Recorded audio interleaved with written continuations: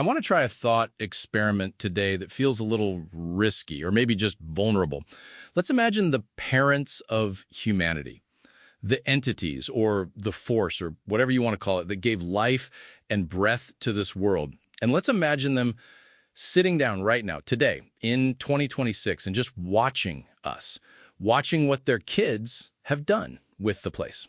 That is an incredibly heavy lens to look through, because if you actually take that seriously, if you position humanity not just as a species that evolved, but as a child that was given a home, the emotional stakes shift completely.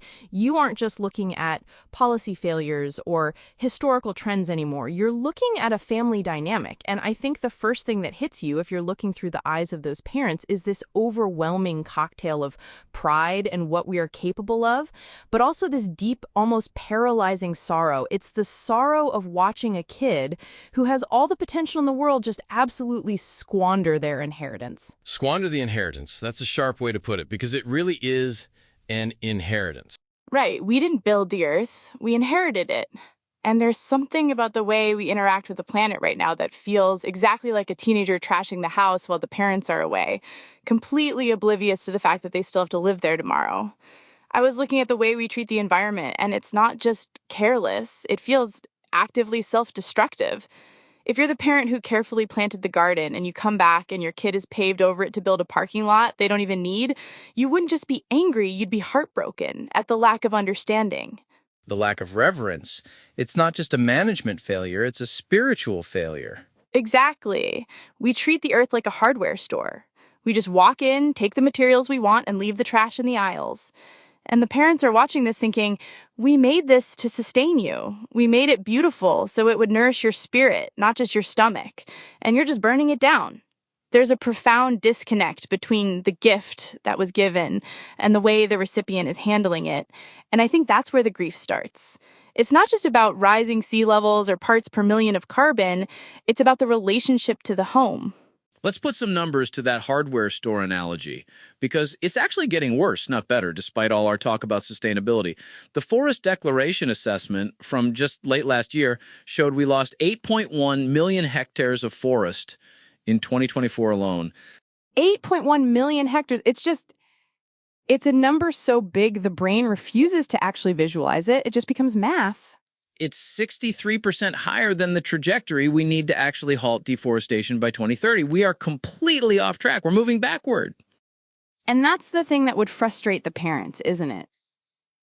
It's not that we don't know better. We do know better. We have the data. We have the conferences. We make the pledges. But we just keep cutting down the very lungs of the house.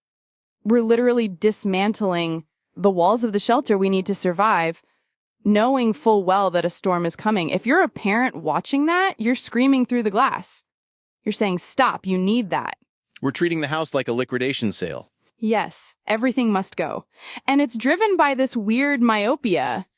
We think we're being so clever, maximizing yield and extracting resources and building these massive economic engines. But from the perspective of the parents, it probably just looks like a child pulling the wiring out of the walls to sell the copper. It's a short-term gain that fundamentally compromises the structure. And the tragedy is we think we're winning. We look at our GDP and our technological advancements and we feel proud. But the parents are looking at the poisoned rivers and the plastic in the ocean and thinking, what good is your wealth if your home is toxic? Which brings us to the roommates, the animals, the creatures we were supposed to share the space with. Oh, this is where I think the parents would just weep. I really do. Because if you look at the original setup, if we play along with this idea, animals were given to us as companions. They were meant to be teachers, equal sharers in the abundance of the earth. There is a sacredness to that relationship in almost every indigenous tradition. And what have we done? We've turned them into products. We've stripped them of their agency, their dignity, and their right to exist outside of our utility. I don't know, that feels too clean to me, the idea that we maliciously turned them into products. I think it's more of a scale problem. We didn't set out to be cruel, we just abstracted them to feed 8 billion people. Wait, does that actually hold? Because the abstraction is the cruelty. You can't separate the two. When you abstract a living, breathing creature into a unit of production, you have already committed a violence against it. Yes, the scale is massive, but the scale doesn't excuse the mindset. The mindset had to shift first. We had to decide that they didn't matter. The parents would look at a factory farm and ask, how can you claim any kind of higher consciousness? How can you claim to be the stewards of this world when you treat the vulnerable with such absolute disregard? You're saying the mechanism of survival became a mechanism of exploitation. Exactly. And it's not even just survival anymore. It's profit. We abuse them for profit. We drive entire species to extinction because we want the land they live on. The IUCN just put out an update recently saying 61% of bird species are in decline, largely because we keep clearing their habitats for agriculture, mostly animal agriculture, ironically. We are destroying wild animals so we can breed domestic ones in cages. It's a completely broken loop. And the parents are standing there saying, we gave you a family, and you enslaved half of them to feed yourselves, even when you didn't have to.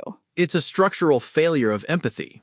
We built a machine that doesn't require us to look at what we're doing. Right, the machine handles the guilt for us. We just buy the neat little package at the grocery store. But the parents see the whole supply chain. They see the fear, the confinement, the absolute bleakness of those lives, and it reflects back on us. That's the deepest tragedy. By treating animals as objects, we degrade our own humanity. We make our own spirits smaller. You can't participate in a system of mass exploitation and walk away spiritually intact. The parents wouldn't just be sad for the animals, they'd be sad for what the system did to us. Yes, because it makes us callous. It requires us to turn off a fundamental part of our empathy just to get through the day. And once you turn that empathy off for animals, it's a lot easier to turn it off for the environment and eventually for each other.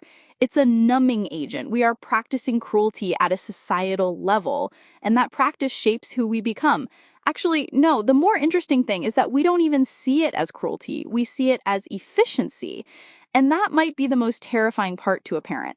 Their child has confused efficiency with morality. Let's talk about morality then. The manual, religion and spirituality, the tools that were supposed to keep us connected to that empathy. The irony here is just staggering. If you think about the core of almost every major faith, it's about unity. It's about recognizing the divine in the other, finding balance, returning to truth. It was a roadmap home. And instead of using it to build bridges, we used it to forge weapons. The parents would look at our religious institutions and feel this profound sorrow. They'd say, we gave you this wisdom to uplift you, and you turned it into chains. You used it to control people, to justify wars, to exclude the very people who needed love the most. It became a boundary marker instead of a compass. A boundary marker, exactly. A way to say who is in and who is out. And the parents are looking at us fighting over which version of the manual is the right one, while the house is literally burning down around us. It's absurd. We took something meant to dissolve the ego and used it to build massive institutional egos. We put the divine in a box and said, you only get access if you follow our specific rules and pay our specific tolls. It's the ultimate corruption of a gift. But people are walking away from the box. Global religiosity has dropped from 68% in 2005 to 56% in 2024. People are actively leaving these institutions. They are. The secularization trend is huge, especially in industrialized nations. But I wonder how the parents view that. Is it a good thing that we're abandoning corrupt institutions, or is it a tragedy that we're losing the language of the sacred altogether? Because when we leave the institution, we often leave the practice of reverence, too. We become purely material. We lose the sense that there is anything bigger than our own immediate desires. I hear you, but I keep getting stuck on the idea that leaving religion means losing reverence. I think a lot of people are walking away because the institutions lacked reverence. They're leaving to find it somewhere else. That's a really fair pushback. You're right. There is a whole movement of people who are spiritual but not religious, who are desperately trying to reconnect with the earth and with each other outside of those dogma structures. But the data also shows a massive rise in just pure apathy. It's not always a noble quest for deeper truth. Sometimes it's just, we can't be bothered. We replaced the church with the shopping mall, and now we've replaced the shopping mall with the smartphone. We didn't necessarily replace religion with a better philosophy. In many cases, we replaced it with distraction. The distraction. That's the complacency piece, the laziness. And this is where the parents would feel the most acute disappointment, I think, because they gave us these incredible minds, the capacity to build, to heal, to understand the cosmos. And what are we doing with it? In 2026, the global average screen time is nearly 7 hours a day. For Gen Z, it's over 9 hours. That's roughly 40% of our waking lives spent staring at a glowing rectangle. We're anesthetizing ourselves. We are. It's a laziness of the spirit. It's not just about sitting on the couch. It's an unwillingness to engage with the friction of real life. Real community is hard. It requires patience and forgiveness and showing up when you don't want to. A screen is easy. It gives you exactly what you want, when you want it, and demands nothing in return. The parents are watching us choose the simulation over the reality they built for us. They're watching us scroll past the collapse of our own world because it's easier than looking up and doing something about it. It's a retreat, but you have to ask why we're retreating. Why do you think we are? Because the reality is too overwhelming. The climate is collapsing. The institutions are failing. The screen isn't just laziness, it's a trauma response. That makes me genuinely uncomfortable because it rings so true. If you frame it as a trauma response, the parent's reaction shifts from disappointment to a kind of agonizing sympathy. They see their kids paralyzed by the weight of the mess they've inherited or created and hiding under the digital covers. But at a certain point, the numbness becomes its own kind of violence. Because while we are numbing out, the destruction continues. The complacency allows the worst actors to operate without resistance. The parents would say, I understand you are overwhelmed, but you have to wake up. You have the power to change this, but you're giving it away to an algorithm. And while we're distracted, we're tearing each other apart. The human-to-human dynamic. This is the core of the heartbreak. Strip away the environment, the animals, the screens. Look at how we treat our own siblings. The wars, the economic exploitation, the racism. The parents are watching a family tear itself apart over illusions. We draw arbitrary lines on a map, or we look at the amount of melanin in someone's skin, and we use it to justify the most horrific violence. We build systems where a handful of people hoard enough wealth to feed the world 100 times over, while millions literally starve. It's not just unfair, it's obscene. It's a failure to recognize the family. It's a complete amnesia. We forgot who we are to each other. We forgot the source that gave us all life. If a human parent watched their children fighting over scraps in a mansion, killing each other to control a hallway, they would be devastated. They would feel shame, not because of what the children are, but because of what they are failing to be. They know we have the capacity to be healers and visionaries. We have moments where we show it, but the default state, the systemic state, is built on greed and fear. So where does that leave the parents? Just angry and waiting? I think it leaves them carrying a very heavy, very stubborn hope. Parents don't give up. They might be angry, they might be deeply disappointed, but they are always waiting for the child to mature. They are waiting for us to hit the bottom, learn the hard lesson, and finally rise to the potential they baked into us from the beginning.